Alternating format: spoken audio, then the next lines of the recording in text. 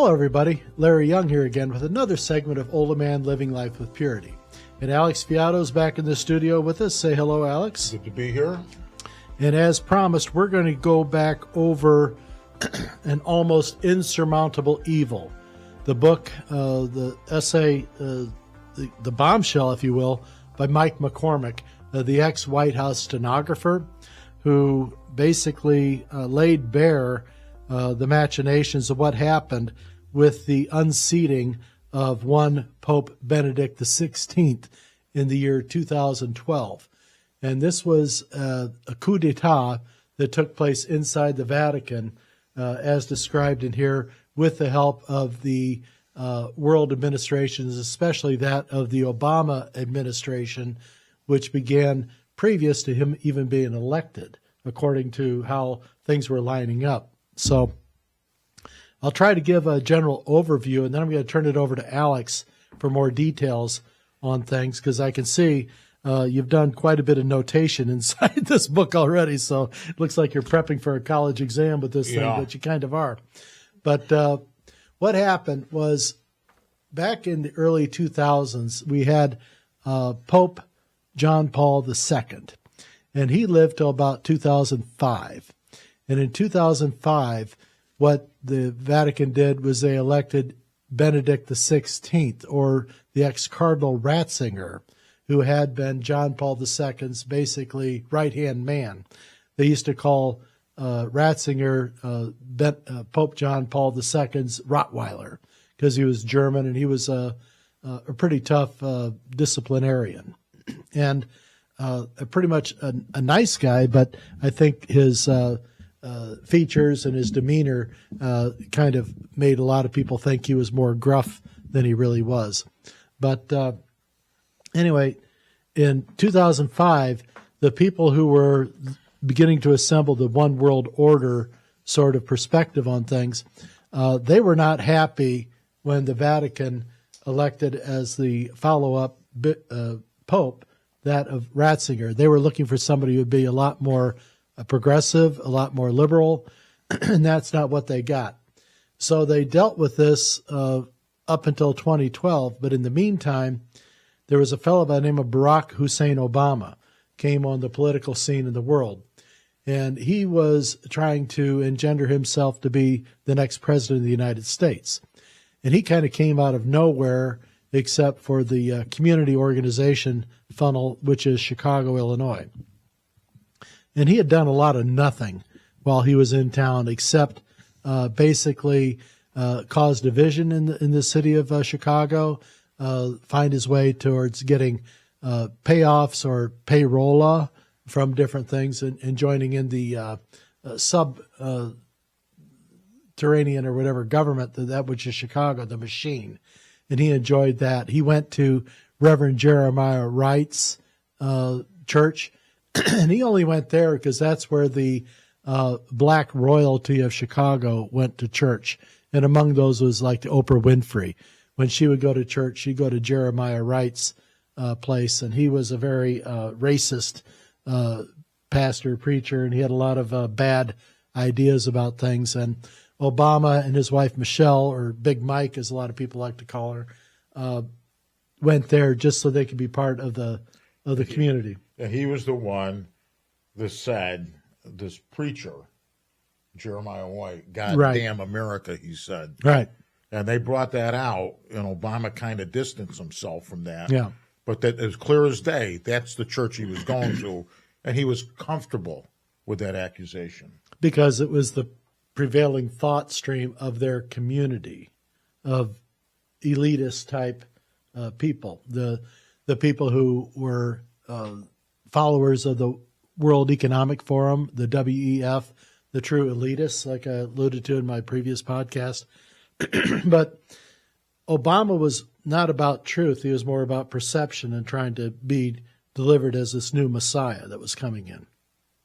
Messiah in quotes. But they knew that they had troubles with their agenda in Benedict XVI being Pope of the Catholic Church, because they knew that for them to be able to put their programs, their ideas, their philosophies into place on a worldwide basis, they needed the complicit, cooperation of the Catholic Church and other major churches. So Islam had to play ball. The Catholic Church needed to play ball. They needed the Lutherans to play ball. They needed the Hindus, and all to play ball. A lot of these weren't as difficult to muster together. The Catholic Church was the most difficult one. And so what they did was they started a campaign to how were we going to get rid of Benedict XVI. And so Obama takes office in 2008 during the bank collapse that's going on. So he comes in a point of terrible situation on the global scale. So he comes in, starts throwing money around and all like this to fix these problems. At the same time, he started weaponizing certain members of the Catholic Church, and one in particular was Cardinal Theodore McCarrick, the disgraced cardinal who was a sexual abuser. And he was really right on the edge. I don't know how they never got him convicted and put into prison.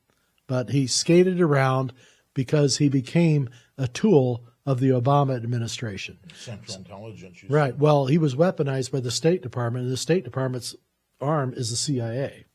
So when he got in with the State Department, they put him in the hands of the CIA to handle him and work with him and to keep everything quiet. But the State Department was the funding source for all these things that was going to. Right. And so he became a tool of the State Department under Obama, and he was actually then handled by the CIA. And what they did was they got him buckets of cash.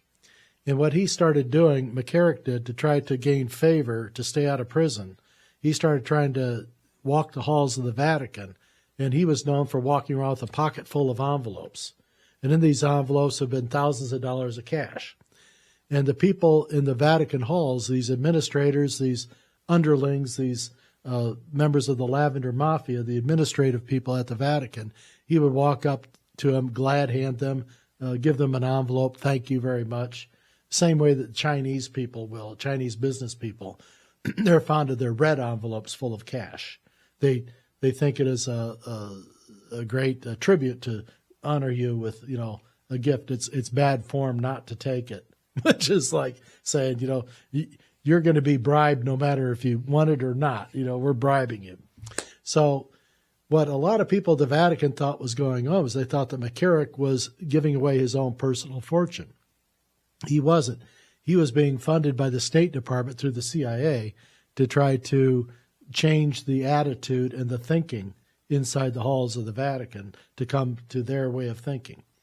And so as this was going on, so 2008, 2009, 2010, and I think it was about 2010 that the plane trips started. So McCarrick in this time was being handled by the White House directly with the CIA governance over him and handling him, keeping him out of harm's way, keeping him out of prison, keeping him, on point.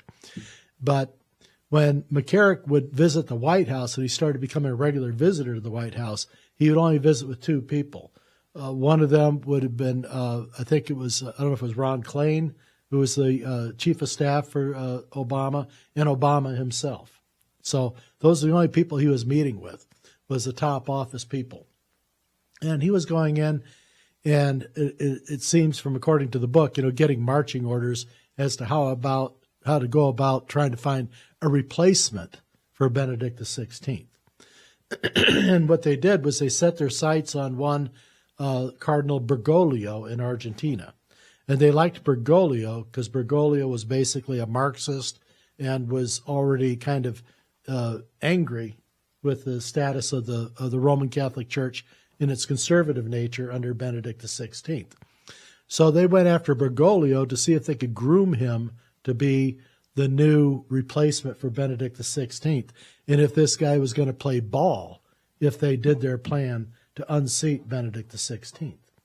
And so over these 2 years, McCarrick is making, I don't know if it's able to be traced, an untraceable number of plane trips into Argentina, some of them commercially, some with private planes. So they really don't know how many trips he made into Argentina to discuss and have meetings with Bergoglio.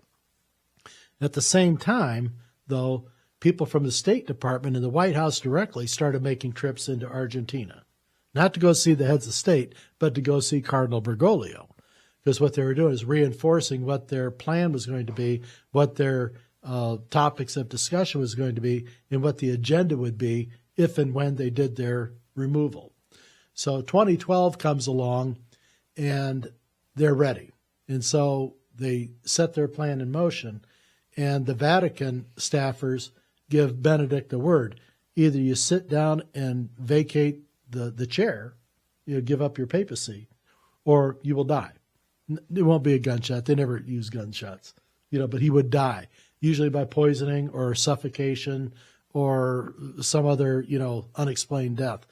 And they knew they would be safe in that because the Holy See, or the Vatican, as Vatican City, Holy See being its diplomatic name, has a law on the books that you cannot do an autopsy on a pope.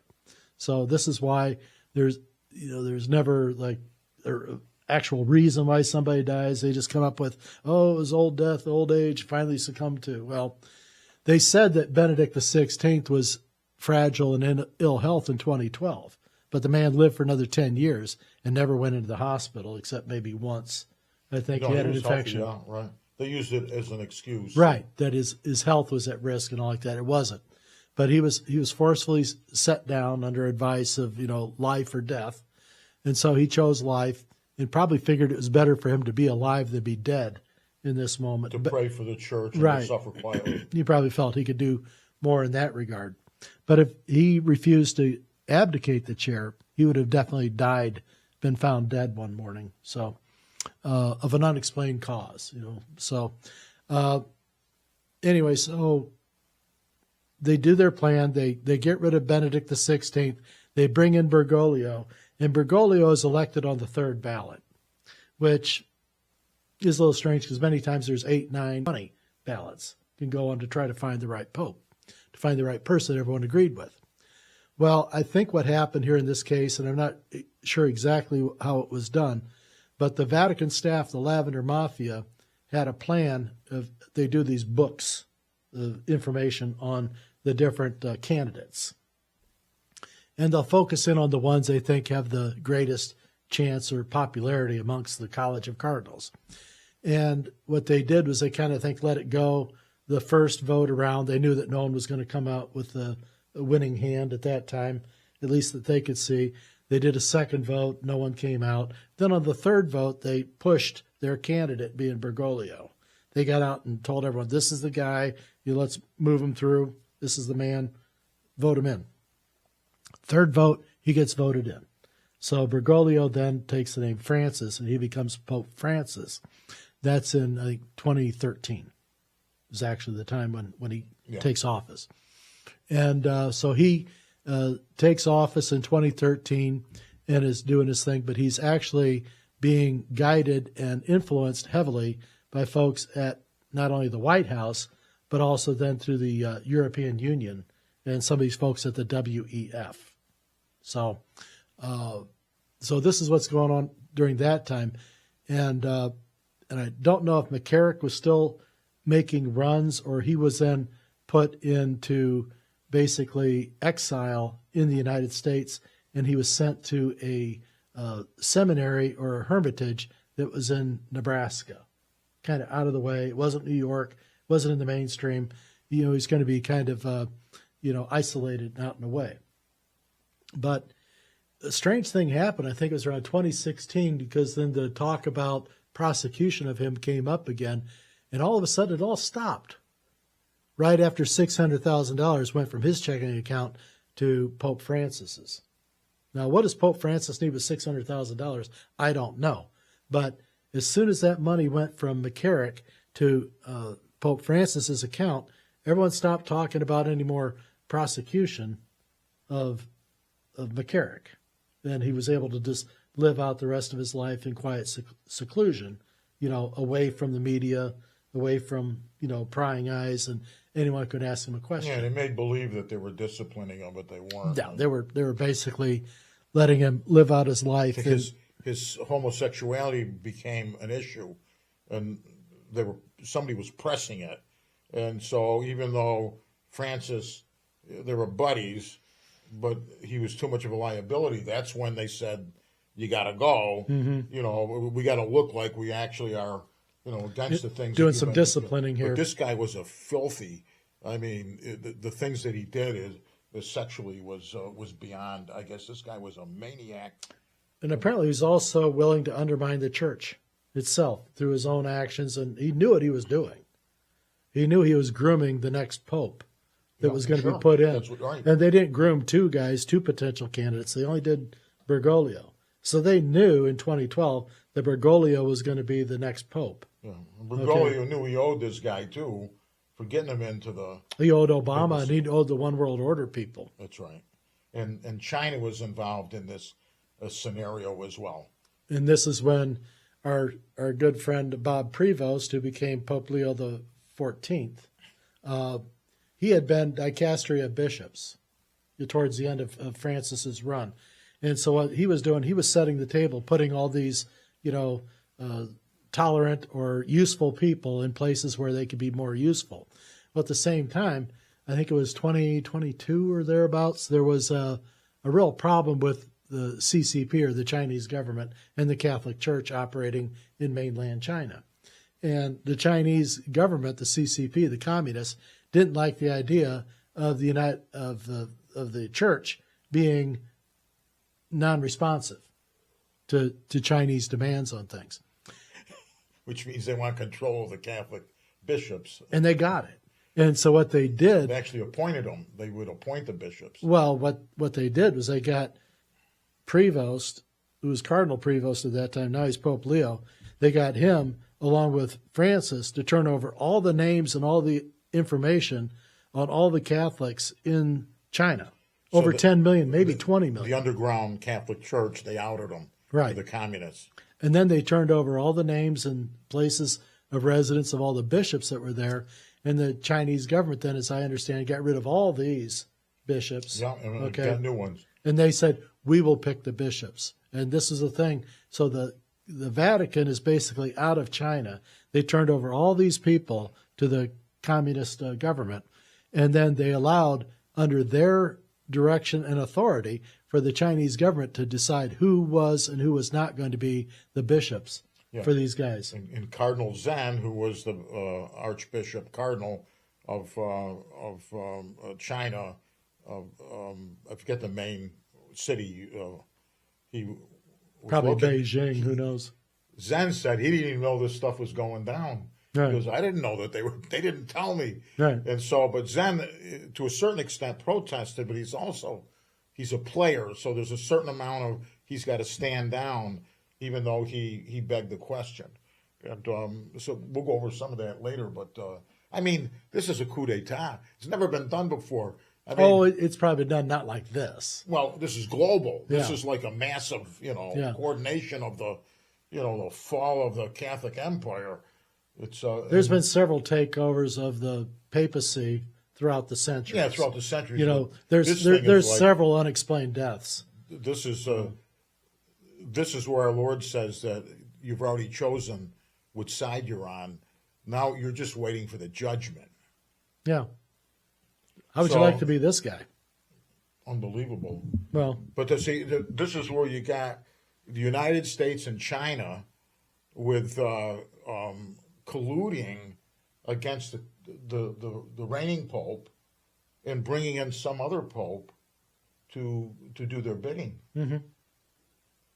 I don't think they're done yet, because one of the things that Francis his job was to do for the One World Order was to diminish the esteem and the level of the Catholic Church globally.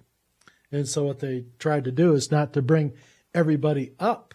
They wanted to bring everything down. So. And as I say many, many times, God builds, God lifts up, God creates. Right. The devil puts down and destroys. People are looking at the Catholic Church as, this thing, what are they doing? Yeah, and so then Francis then comes out with his great teaching moments when he says that all religions lead to God, equating them all together. So it's no big deal in his mind, what he was saying, whether you're Catholic or Lutheran or Hindu or Buddhist, they're all the same, or Islam. It's all the same. And this is what the one world order people wanted, was this bringing down, making everything an even playing field spiritually. They want to do it economically. Right. They want to do it by, ability to travel or to fund your own ability to build your own life. They don't want you to be able to do all this stuff. The consolidation of this church, this all churches all lead to God, will culminate when the Antichrist proclaims the New World Church, and that under his command, that and even more distortion, and with the Catholic Church being in a state of deterioration and being inundated by people that are dark and aligned with Satan, where people will show their allegiance will be very fuzzy. So what they'll see in the Antichrist is an answer to religion. Mm-hmm. And I told a friend of mine, we went to Israel together, Rick Stumacher. I says, Rick, I said, the Messiah is coming again. And he goes, yeah. He goes, and everybody's really, talking about this rebuilding of the third temple. He goes, yeah. And I said, yeah, he'll bring peace and this and that and the other thing to a certain extent. I said, but when he demands to be worshipped, even the Israeli people know this is bullshit, all right? The God of Abraham, Isaac, and Jacob, and then the Messiah, however they conceive of him. But when he demands to be worshipped as God, all bets are off. All bets are off, all right? And I said, what's going on in the Catholic Church is so sickening, and the deterioration of the infrastructure by these rogue elements. I said, people, they're not going to know where to go. Where do we go from here? We were told this, and we're told that this, didn't happen. And it was like, what? How far back do we have to go to believe again? It's like the other deal you had here about even if God has to take it down to 12 remaining people, it's better to start over with the 12 than to try to deal with this stuff that's going on now. You put it on the bottom? Oh, yeah, there it is. Yeah, it says, it was John Paul II had been saying, I don't know if you could read that, but we must defend the truth at all costs, even if we are reduced to just 12 again. That John Paul II had said that. So what's he saying? He's saying that the Roman Catholic Church, of which I am the pontiff, is collapsing. It's the same narrative that him when the Secretary of State, John Paul II, was the Pope, and then Benedict was his Secretary of State. They said, we got together and we talked about we're going to do this and that. He said, but the sickness was so overwhelming that they said we couldn't do it. There was so much opposition. Yeah. He said we couldn't do it. So then we decided we could only whatever. We could write. We could, do the things that we could do. But it was too big for us to challenge the bureaucracy. Well, the world was doing it in opposition to them. So the governments are trying to just remove the spiritual realm of the world to the side, but they wanted to use it for its ability to control people. And so this is what's happened is that they're very effective. Well, they've been effective more in exercising control over the population, irregardless of what the facts are. Right. So the perceptions are really what they're pushing for That's now. Right. And what the one world order needed from the Catholic Church in this, above all others, was a sense of morality, because they did not have any moral, integrity about them. No one gave them moral authority. You could see it that way. But as this way, they inherited and abused the Catholic Church's own moral authority, which they basically abdicated now by their own behavior and actions. That's right. But that's not known by everybody yet. And they will, because the truth is coming out, and it's going to unfold even greater and greater and greater evidences will be coming forward. They can't stop what they didn't create. That's right. And this is where I think God's truth is going to come through. And I think you're going to see a lot of people upset with how this all went down and how they were not only lied to, but they were used in this moment to basically not just bring down Western civilization and Western culture and the Judeo-Christian ethic, but to also bring down the safety and governance of individual rights in these countries. You know,